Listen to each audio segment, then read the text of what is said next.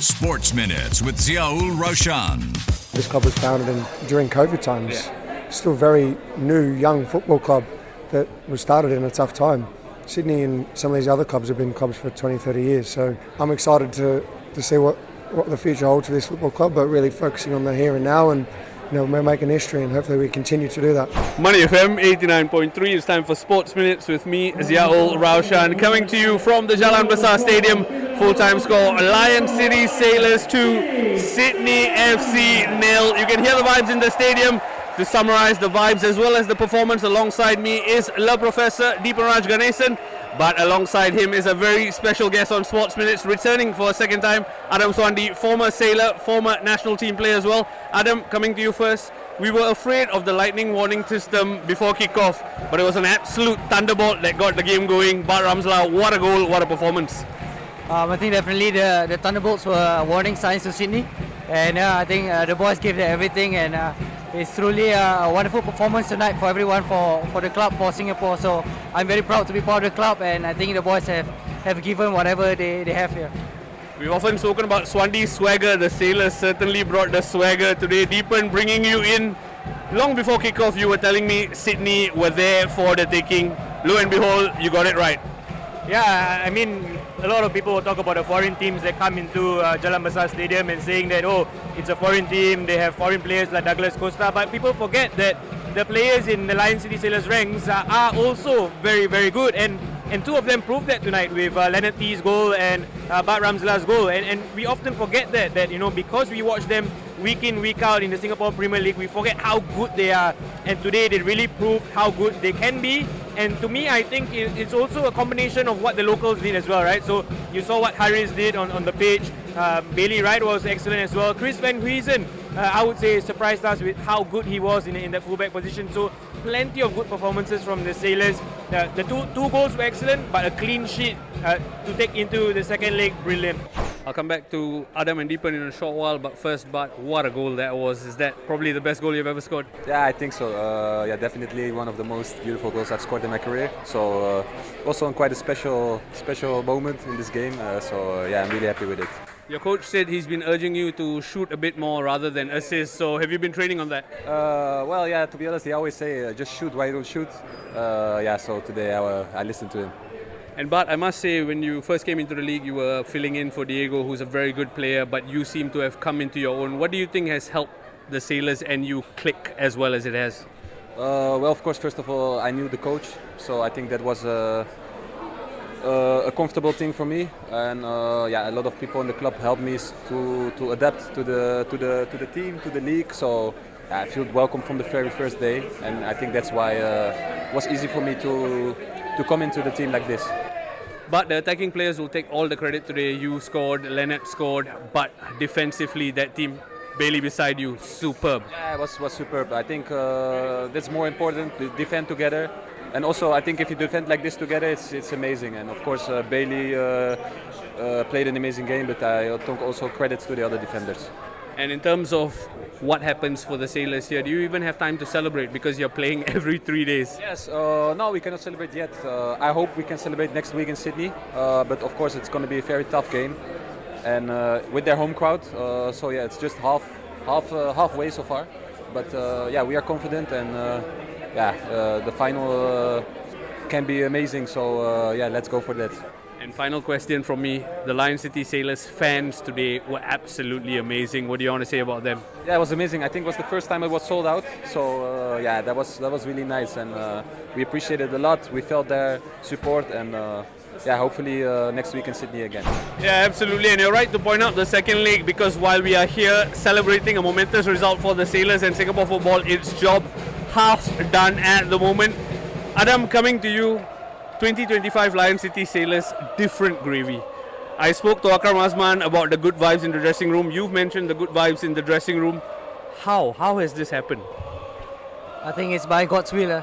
I think whatever that the boss has come down to invest in the whole club, I think it has come into fruition.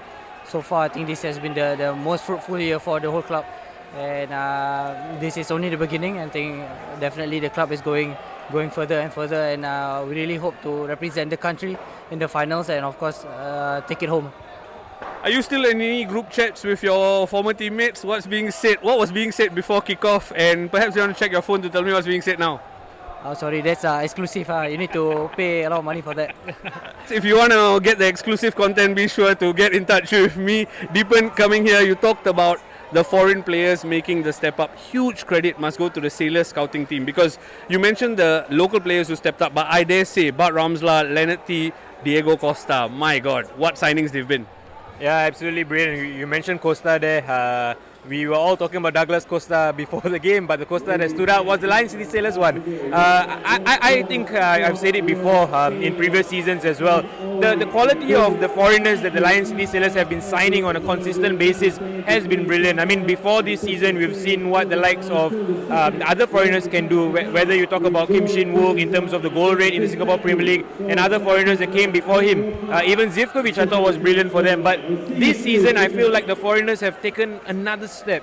In terms of Bart Ramselaar, not only does he provide in terms of the spectacular goals, but the industry as well comes with him, and Maxime Lestienne as well. I feel they have all been signings where it's not easy to get right. I mean, look at just Sydney for today, Joe Lawley and Douglas Costa. A lot was talk about them before the game, but did they turn up today? No. And that's the easy thing. You have money, of course. You can buy anyone that you want, but it's about getting the right characters, the right players in. And you can clearly see, and I know that Adam probably will have examples of this, they seem to be good characters as well. You know, just good players on the pitch, but they seem to be really for the team. I mean, you saw Bart Ramselaar when he scored the goal. He ran all the way to the sideline to celebrate with the team. So there's a unity here. They are united. And that's the thing about the Lion City Sailors at the moment, where it's not just about brilliant individual players. They have a team going on, and kudos to the scouting department, but also to the coaching staff.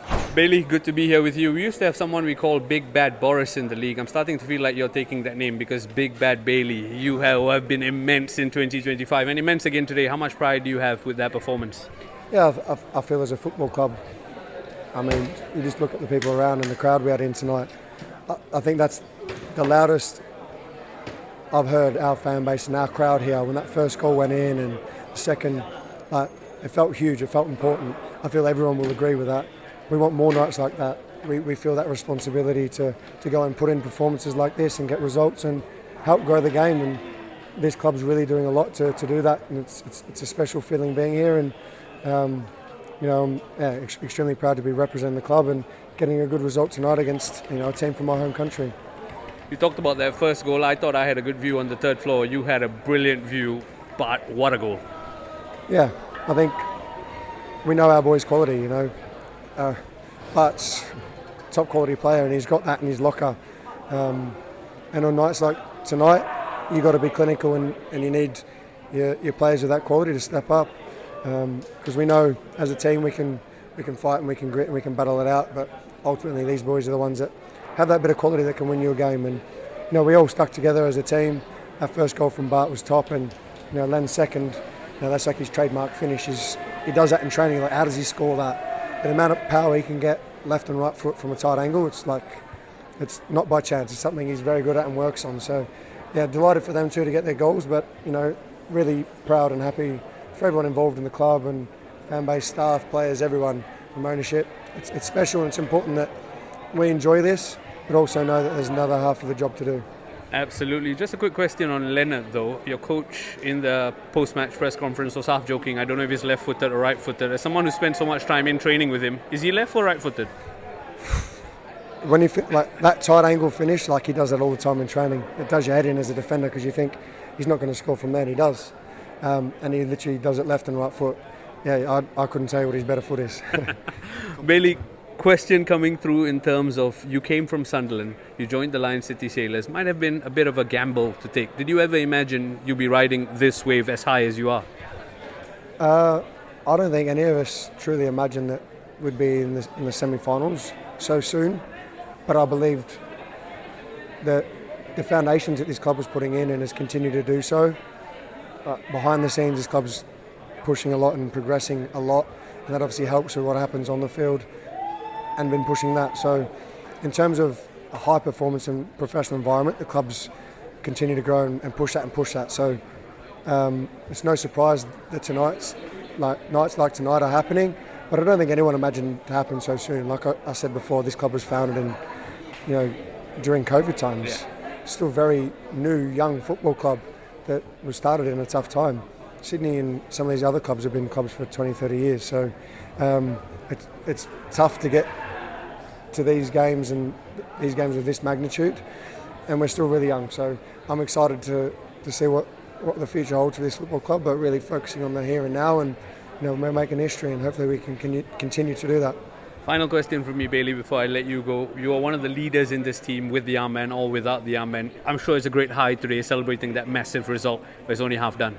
Yeah, exactly. I think you saw there with our celebrations, we're extremely proud and happy with the result, but we know this competition's tough and we're up against good opposition, so it is only half done. We have a massive game now on Saturday in the league, and then another big game away in Sydney. So yeah, it's important we keep our level heads and just keep doing what we're doing. We've got a good group with good characters, and that doesn't change. Adam, just bringing you in, talent aside, would you agree with what Deepan said in terms of what these players bring, proving that it's about togetherness rather than individual brilliance? I think I have to agree 110%, because in the end football is a team game. So you can bring in the best players in the world, but if they don't fit in, if they feel like they're above the team, definitely it's not gonna be good for the team. So I think everyone has come in and decided that this is our goal, and we are all going towards it, regardless of whether you do well individually or not. Everyone's going for the bigger goal, which is, I think, super important, and I think the boys are really right on track. Yeah, Adam, just have a question for you. When you see the likes of Bart, Ramselaar and Leonard T come in to training and you see what they do on the pitch, does it automatically mean that you lift your standards? I mean, is that what has happened at the Sailors? I think that's definitely something that us players over at the Leicester Sailors, even though I think it's quite apparent that the most local players do not get enough game time. But then there is the quality that we have. So we come into training sessions with top players, with world-class players. So that is something that it's really hard to let go, especially when you're playing. And for my experience, it was always there were always opportunities for me to leave to go to another club to get game time, but I think that was too precious for me to let go, because I'm coming into training every single day with world-class players that actually will eventually make me grow to be a better player, if not a better person. Fabulous insight. We often do this for the insight for the listeners, but what you just said, Adam, I think applies to players who might be listening in as well, so thank you for that. As a former pro yourself, a result like this is momentous, over the moon, right? But how long is that high for? Because the Sailors have a game against DPMM at the weekend and then the second leg to come.